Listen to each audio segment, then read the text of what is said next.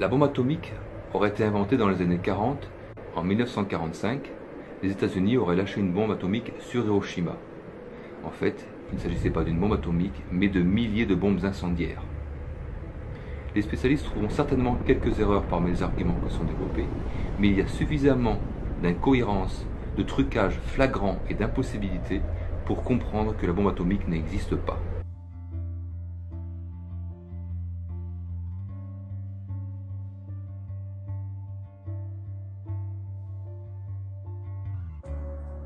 Une fumée est toujours composée de carbone sous forme de monoxyde de carbone CO, de dioxyde de carbone CO2, de dioxyde de soufre SO2, de dioxyde d'azote NO2 et de différents imbrûlés provenant de la matière qui explose ou se consume.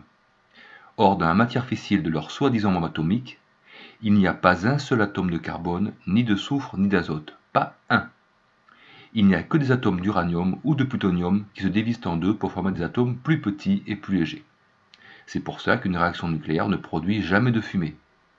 D'ailleurs, la réaction de fission avec de l'uranium dans les centrales nucléaires ne produit aucune fumée, alors que c'est exactement la même réaction en brûlant que dans une bombe atomique.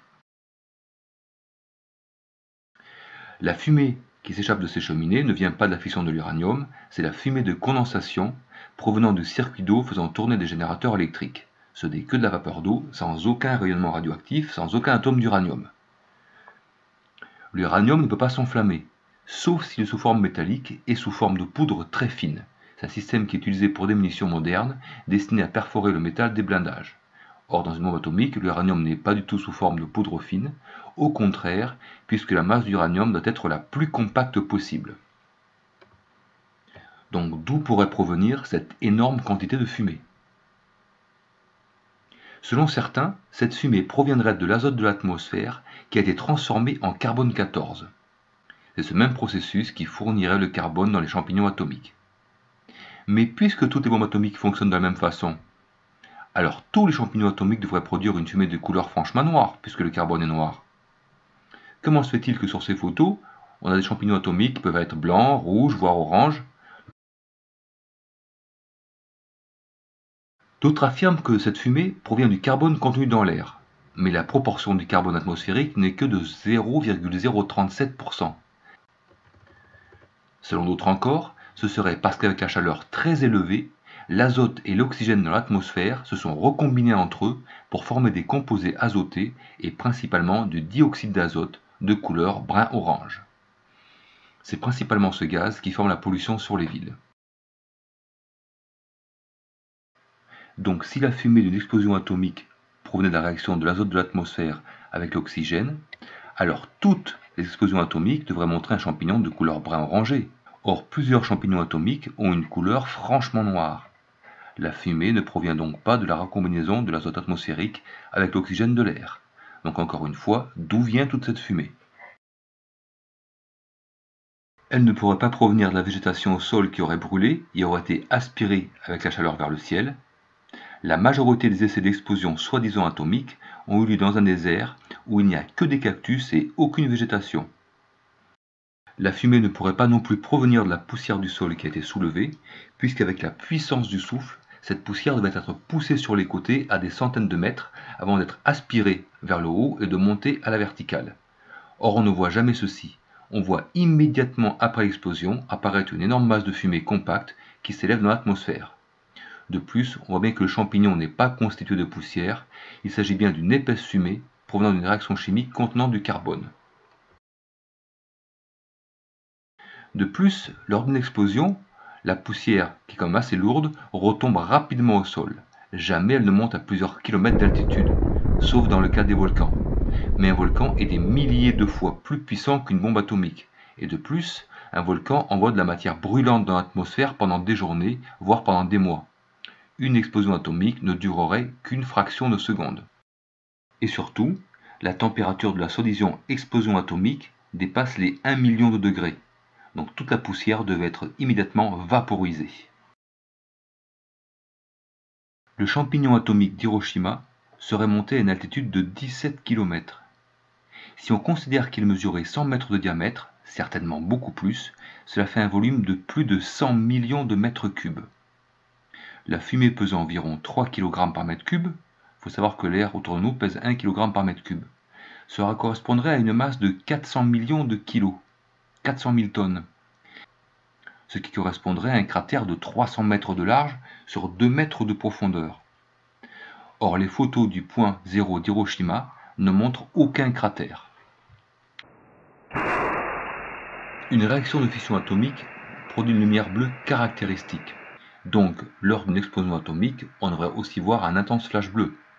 Pour terminer, il faut savoir que moins de 2% de l'uranium présent dans la bombe atomique aurait subi la réaction en chaîne, soit environ 1 kg, soit le volume d'une grosse noix, parce que l'uranium est très lourd. Et donc un volume aussi petit pourrait produire les gigantesques explosions que l'on montre avec autant de fumée. Si une explosion atomique existait, il n'y aurait qu'un flash intense d'énergie pure, comme un soleil, mais en aucun cas cela formerait un champignon de fumée.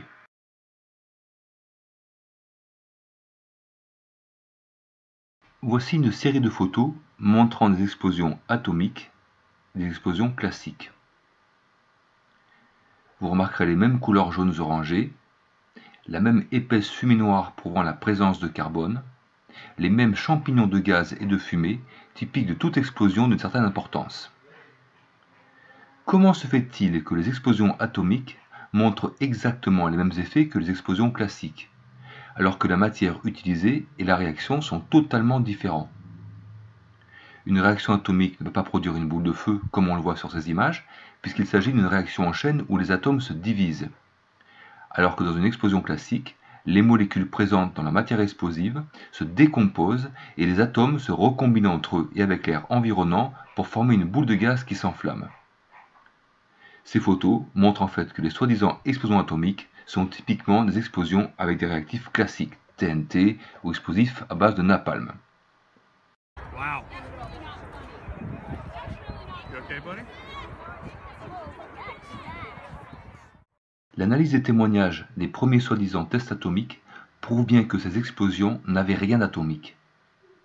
Le 13 février 1960, la France a effectué un soi-disant essai nucléaire lors de l'opération Gerboise Bleue en Algérie, encore française.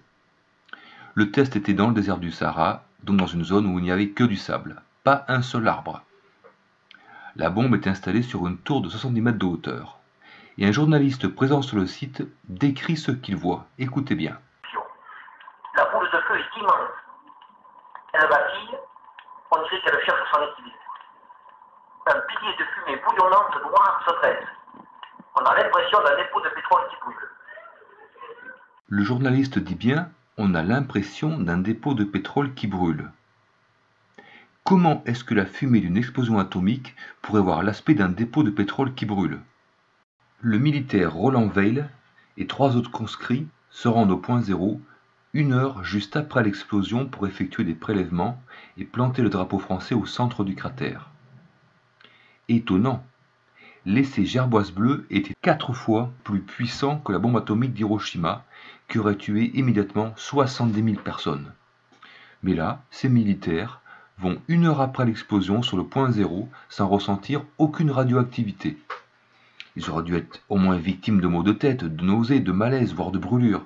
Pourtant, Roland Weil n'en parle pas et commande ceci. En arrivant à une centaine de mètres du point zéro, on ne pouvait plus rouler sur la route en bitume. Elle était toute fondue par la chaleur. On a continué à pied. Une grande cuvette était formée. C'était tout noir comme du cirage, noir et brillant, comme de la glace. Sur le point zéro, nous avions les pieds qui s'enfonçaient dans le sable, qui était chaud et noir. Il craquait sous nos pieds, comme si nous marchions sur du verre. Vous trouverez ces infos dans le livre « Les vétérans des essais nucléaires au Sahara » de Christine Chanton. En aucun cas, une explosion atomique ne peut transformer du sable en une masse noire et brillante.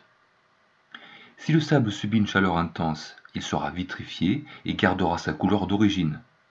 On trouve parfois dans le désert du sable qui a été vitrifié par la foudre. Il a subi une température de plusieurs milliers de degrés, mais jamais il ne prend l'aspect du cirage, puisque pour avoir cette couleur noire, il faut nécessairement du carbone. Or on a vu qu'il n'y a pas un seul atome de carbone dans une bombe atomique.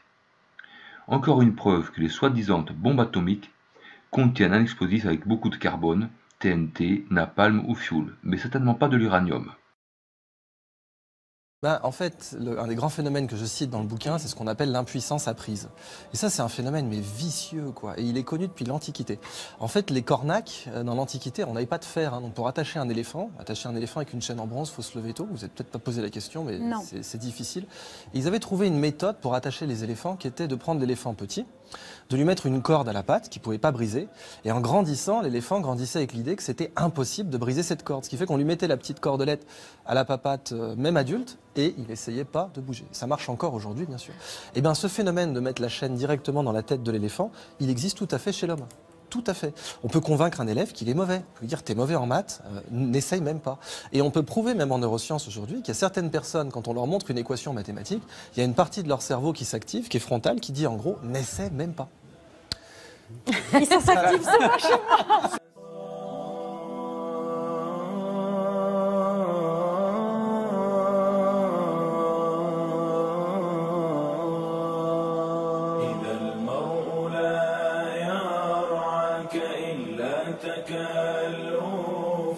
فدعه ولا تكثر عليه التأسف ففي الناس أبدال وفي قلبه وما كل ما